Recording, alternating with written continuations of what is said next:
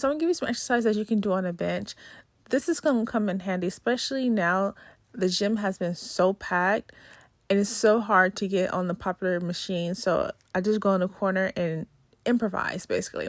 So, and also you can do this exercise at home. You can just improvise. So first we're going to do some arm raises. A lot of people don't use the benches, but I actually really do love them. It's so versatile. Right now I'm just sitting up doing some arm raises, and upper body movements are actually it's my favorite exercises to do. Now we're going to do some crunches. This is actually a struggle for me to do. And we're going to go straight into some more arm exercises. It's so versatile, like I said. Now, I am moving kind of fast. When you're doing exercises, you want to move slowly. And I'm only lifting about 10 pounds, but that was the only thing that's available. So, of course, I'm going to use what we got. And I'm just alternating arms, doing the same thing on both sides of the arm. I am moving pretty fast, but like I said, don't be like me, move a little slowly. Now we're going to do some more arm exercises.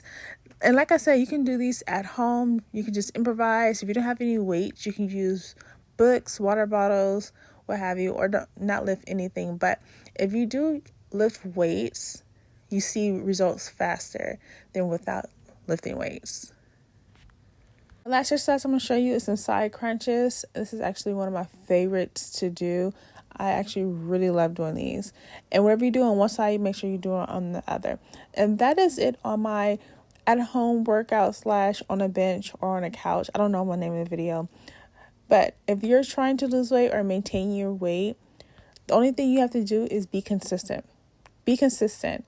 And also, of course, watch what you eat. Don't overeat and be in calorie deficit, and work out at least 3 to 5 times a week. That's it.